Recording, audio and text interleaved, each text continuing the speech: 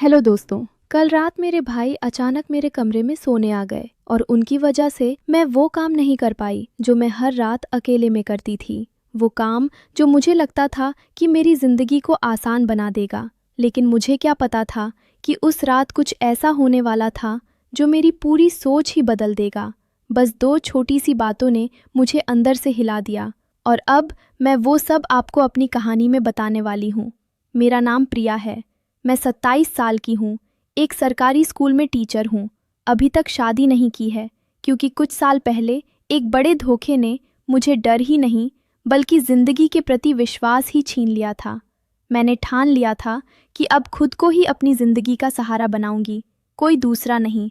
मैं पढ़ी लिखी हूँ, मेहनती हूँ, लेकिन अंदर से हमेशा एक डर रहता था कि कहीं मैं पीछे न रह जाऊं। इसलिए रात के अंधेरे में मैं वो सब करती थी जो मुझे लगता था सही रास्ता है, लेकिन अब वो रास्ता गलत साबित हो रहा था। कल रात की बात है। मेरे भाई राहुल 33 साल के हैं।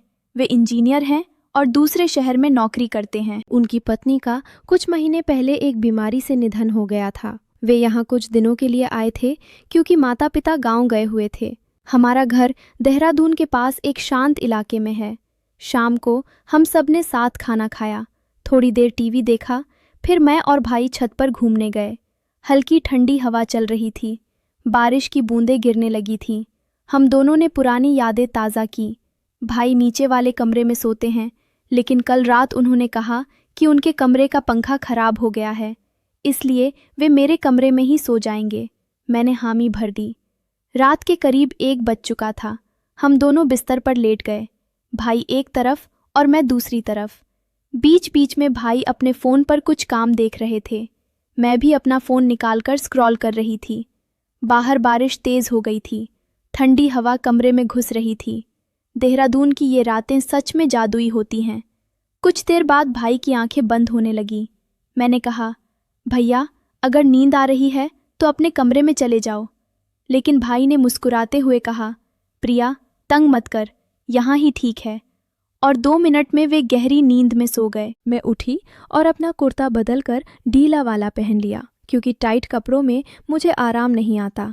फिर वापस लेट गई। मेरा मन उस काम में था जो मैं हर रात करती थी, लेकिन आज भाई पास में सो रहे थे। मैं वो नहीं कर पा रही थी। मैंने फ़ोन रख दिया और सोने की कोशिश की, लेकिन नींद मुझसे दूर भाग रही थी। मन में बार बार वही विचार घूम रहे थे। स्कूल में मेरी प्रमोशन की प्रक्रिया चल रही थी। मुझे हेड टीचर बनना था, लेकिन इसके लिए एक टेस्ट था। मैंने बहुत मेहनत की थी, फिर भी डर था कि कहीं नंबर कम ना आ जाएं। कुछ दिन पहले एक सहेली ने मुझे मैसेज किया था। उसने कहा था कि उसके पास टेस्ट का पेपर पहले से उपलब्ध है, बस थोड़े पैसे देने होंगे। मैंने पहले मना कर दिया था, लेकिन रातें गुजरती गईं और डर बढ़ता गया। हर रात मैं फ़ोन पर उस चैट को खोलती और सोचती कि अगर मैं ये कर लूँ तो मेरी ज़िंदगी बदल जाएगी, मेरी तनख्वाह बढ़ जाएगी, माँ बाप को अच्छा घर दिला सकूंगी, भाई की मदद कर सकूंगी। लेकिन अंदर से कुछ कहता था कि ये गलत है। फिर भी रात के अंधेरे में मैं खुद को समझाती कि एक बार बस, कोई नहीं जान पाएगा। आज भाई पास में थे, इसलिए मैं वो चैट नहीं खोल पा रही थी, लेकिन मन में बेचैनी बढ़ रही थी। कहानी के विचार, बल्कि गलत रास्ते के विचार मेरे दिमाग में घूम रहे थे। बाहर बारिश की आवाज़ और भाई की सांसों की आवाज़ मुझे और बेचैन कर रही थी। अगर वे यहाँ नहीं होते तो शायद मैं आज वो पैसे ट्रांसफ़र कर देती और पेपर ले लेती। लेकिन आज स्थिति अलग थी। रात और गहरी होती गई। मैं करवट बदलती रही। तभी भाई ने करवट बदली और सीधे लेट गए। मेरी नज़र अनायास उनके फ़ोन पर पड़ी जो चार्जिंग पर लगा हुआ था। फ़ोन पर नोटिफिकेशन की रोशनी जल रही थी। मैंने सोचा शायद कोई ज़रूरी मैसेज हो, लेकिन मेरे मन में जिज्ञासा जाग गई। भाई तो गहरी नींद में थे। मैंने धीरे से उनका फ़ोन उठाया। पासवर्ड मुझे पता था क्योंकि हम दोनों में बहुत विश्वास था। जैसे ही स्क्रीन खुली, मैंने देखा कि मेरी सहेली ने नहीं, बल्कि भाई के एक सहयोगी ने मैसेज किया था। उसमें लिखा था, राहुल, वो प्रोजेक्ट का डेटा मैंने भेज दिया है, लेकिन याद रखना, इसमें शॉर्टकट मत लेना। ईमानदारी से काम करो तो आगे बढ़ोगे। नीचे एक डॉक्यूमेंट अटैच था। मेरी उत्सुकता बढ़ गई। मैंने डॉक्यूमेंट खोला। उसमें भाई के ऑफिस का पूरा प्रोजेक्ट था जिसमें उन्होंने मेहनत से काम किया था। लेकिन एक और फोल्डर था जिसमें कुछ पुरानी फाइल्स थीं। मैंने उसे खोला तो अंदर कुछ पुरानी चैट्स थीं। उनमें भाई अपनी पत्नी से बात कर रहे थे। वे लिख रहे थे, सच्चाई का रास्ता मुश्किल होता है लेकिन अंत में सुकून देता है। उस चैट में भाई बता रहे थे कि एक बार ऑफिस में उन्हें गलत तरीके से प्रमोशन का ऑफर मिला था लेकिन उन्होंने मना कर दिया था। उसकी वजह से उन्हें देरी हुई लेकिन बाद में सम्मान मिला। ये पढ़ते हुए मेरी आंखों में आंसू आ गए। मैं खुद से पूछने लगी, प्रिया तू क्या कर रही है? तू भी तो वही रास्ता चुन रही है जो भाई ने कभी नहीं चुना। मेरे हाथ कांपने लगे लेकिन फिर भी मन में वो पुरानी इच्छा जाग रही थी। अगर मैं पेपर ले लूं तो क्या फ़र्क पड़ेगा, कोई नहीं जान पाएगा। मैंने अपना फ़ोन निकाला। सहेली का मैसेज अभी भी अनरिप्लाई था। प्रिया सोच ले, कल सुबह तक पैसे भेज देना, पेपर मिल जाएगा। मेरी धड़कनें तेज़ हो गईं। मैंने भाई की तरफ देखा, वे अभी भी सो रहे थे। मैं धीरे से बिस्तर से उठी और बालकनी की तरफ गई। बाहर बारिश रुक गई थी लेकिन हवा अभी भी ठंडी थी। मन में तूफान चल रहा था। एक तरफ मेरी मेहनत, मेरी इज्जत, माँ बाप का विश्वास, दूसरी तरफ आसानी का रास्ता। मैं वापस आई और बिस्तर पर लेट गई लेकिन नींद कहाँ। मैंने फिर भाई का फ़ोन उठाया। इस बार मैंने और फाइल्स खोली। एक वीडियो थी, भाई का पुराना वीडियो जिसमें वे अपने जूनियर को समझा रहे थे, बेटा गलत रास्ते से मिली सफलता कभी टिकती नहीं। एक बार विश्वास टूटा तो फिर कभी नहीं जुड़ता। वीडियो ख़त्म हुई तो मेरी आंखों से आंसू बहने लगे। मैंने अपना फ़ोन उठाया और सहेली को मैसेज टाइप किया, सॉरी मुझे नहीं चाहिए, मैं अपनी मेहनत से ही ट्राई करूँगी। लेकिन मैंने भेजा नहीं। मन में अभी भी द्वंद्व था। तभी भाई ने हल्के से करवट बदली। मैं डर गई और फ़ोन रख दिया लेकिन वे जागे नहीं। मैं फिर सोचने लगी, अगर मैं ये कर लूँ तो भाई को क्या पता चलेगा, वे तो दूसरे शहर चले जाएंगे।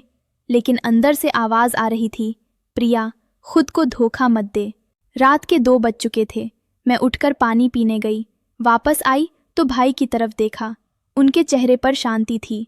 मैंने सोचा कि भाई ने कितनी मुश्किलें झेली हैं फिर भी सच्चे रास्ते पर चले। मैं वापस लेट गई। अब मेरे मन में एक नई लड़ाई शुरू हो गई थी। मैं खुद को समझा रही थी कि गलत काम से मिला फायदा कभी खुशी नहीं देता। लेकिन फिर सहेली का नया मैसेज आया, प्रिया जल्दी कर, सिर्फ 5,000 रुपए, पेपर 100% सही है। मेरे हाथ फ़ोन पर गए। ट्रांसफ़र करने का ऑप्शन सामने था। दिल ज़ोर से धड़क रहा था, पसीना छूट रहा था। मैंने भाई की तरफ देखा, अगर वे जाग गए तो, लेकिन वे सो रहे थे। मैंने ट्रांसफ़र करने के लिए नंबर डाला लेकिन जैसे ही कन्फर्म बटन पर उंगली गई, भाई की आवाज़ आई, प्रिया। मेरा दिल जैसे रुक गया। मैंने फ़ोन नीचे रख दिया। भाई आंखें खोलकर मुझे देख रहे थे। उन्होंने धीरे से कहा, क्या हुआ, नींद क्यों नहीं आ रही? मैं कुछ नहीं बोल पाई। आंसू बहने लगे। भाई उठकर बैठ गए। उन्होंने मेरे कंधे पर हाथ रखा और बोला, बता क्या परेशानी है? मैं फूट फूट कर रो पड़ी। सारी बात बता दी, पेपर, सहेली, प्रमोशन, डर। भाई ने चुपचाप सुना, फिर मुस्कुराए। उन्होंने कहा, प्रिया मैं जानता था कि तुझे कुछ परेशानी है। कल शाम तेरी आंखों में वो चमक नहीं थी जो हमेशा रहती है। भाई ने अपना फ़ोन उठाया और मुझे वो वीडियो फिर दिखाया जिसमें वे खुद की कहानी बता रहे थे। बोले, देख मैंने भी एक बार सोचा था शॉर्टकट ले लूं, लेकिन मना कर दिया। आज मुझे जो सम्मान मिला है वो मेहनत का है, तू भी वही कर। मैंने कहा, भैया लेकिन अगर मैं फेल हो गई तो? भाई बोले, फेल होने में शर्म नहीं, गलत रास्ता चुनने में शर्म है। तू मेरी बहन है, मैं जानता हूँ तू मेहनती है, बस विश्वास रख। उस रात हम दोनों सुबह तक बातें करते रहे। भाई ने मुझे अपनी पुरानी डायरी दिखाई जिसमें उन्होंने हर मुश्किल का सामना कैसे किया था वो लिखा था। हर पन्ने पर सच्चाई और मेहनत का जिक्र था। मैं पढ़ती गई और अंदर से कुछ टूटता गया। वो डर, वो लालच, सब धीरे धीरे कम होता गया। सुबह होने वाली थी। बाहर पक्षी चहक रहे थे। मैंने सहेली को मैसेज किया, नहीं चाहिए, मैं अपनी मेहनत से ही दूंगी टेस्ट। इस बार मैंने भेज दिया। मन में एक अनोखा सुकून था। भाई ने मुझे गले लगाया और कहा, ये मेरी सच्ची बहन है। उस दिन के बाद मेरी जिंदगी बदल गई। मैंने टेस्ट अपनी तैयारी से दिया। नंबर कम आए लेकिन मुझे पता था कि मैंने सही रास्ता चुना। कुछ महीने बाद स्कूल में मेरी तारीफ हुई क्योंकि मैंने बच्चों को ईमानदारी का पाठ पढ़ाया था। हेड टीचर ने खुद कहा कि प्रिया तुम्हारी ईमानदारी ही तुम्हारी सबसे बड़ी योग्यता है। भाई वापस अपने शहर चले गए, लेकिन उन्होंने मुझे एक नोट दिया था। हर रात सोने से पहले खुद से पूछो कि आज तुमने सही रास्ता चुना या नहीं। जवाब मिलेगा तो नींद अच्छी आएगी। दोस्तों, वो रात मेरी जिंदगी की सबसे महत्वपूर्ण रात थी। भाई की मौजूदगी ने मुझे रोका, उनकी बातों ने मुझे संभाला। आज मैं आपको ये कहानी इसलिए बता रही हूँ क्योंकि शायद आपकी ज़िंदगी में भी कोई ऐसा मोड़ आए जहाँ गलत रास्ता आसान लगे। लेकिन याद रखिए, आसान रास्ता कभी सही नहीं होता। मेरी कहानी का ये अंत नहीं है, उसके बाद भी बहुत कुछ हुआ। स्कूल में एक नया प्रोजेक्ट आया, मुझे लीड करने का मौका मिला। मैंने पूरी टीम को ईमानदारी से काम करने को कहा। शुरू में सबने हंसा, लेकिन जब प्रोजेक्ट सफल हुआ तो सबने तारीफ की। मेरे माता पिता ने फ़ोन करके कहा कि बेटी, हमें तुम पर नाज है। एक दिन सहेली मिली, वो शर्मिंदा थी। बोली, प्रिया, तूने सही किया। मैंने वो पैसे लिए, लेकिन बाद में पकड़ी गई। अब मुश्किल हो गई है। मैंने उसे गले लगाया और कहा, अब भी समय है, सच्चा रास्ता चुन। आज मैं पूरी तरह बदल चुकी हूँ। रात के अंधेरे में अब मैं किताबें पढ़ती हूँ, अपनी डायरी लिखती हूँ। उनमें लिखती हूँ कि सच्चाई कितनी ताकतवर है। मेरे छात्र मुझे आदर्श मानते हैं।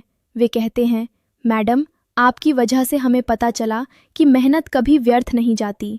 भाई अब हर हफ्ते फ़ोन करते हैं, पूछते हैं, कैसी है मेरी बहन।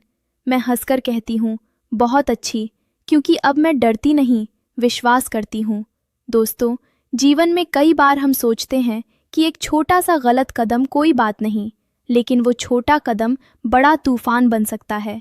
मेरी कहानी आपको सिखाती है कि परिवार के साथ खुलकर बात करना, अपनी गलत इच्छाओं पर काबू पाना और सच्चाई का साथ देना कितना ज़रूरी है। अगर आप भी कभी ऐसी बेचैनी महसूस करें तो याद रखिए, आपके पास हमेशा सही रास्ता चुनने का मौका होता है। बस हिम्मत चाहिए। मैं अपनी कहानी का ये हिस्सा यहीं ख़त्म करती हूँ, लेकिन जीवन की कहानी कभी ख़त्म नहीं होती। हर रोज़ नई सीख, नया सबक। अगर आपको मेरी कहानी पसंद आई तो प्लीज़ लाइक और शेयर कीजिए। अपने परिवार के साथ ऐसी बातें शेयर कीजिए ताकि सब मजबूत बने। मिलते हैं अगली कहानी में। तब तक स्वस्थ रहिए, ईमानदार रहिए और मुस्कुराते रहिए। आपकी दोस्त प्रिया।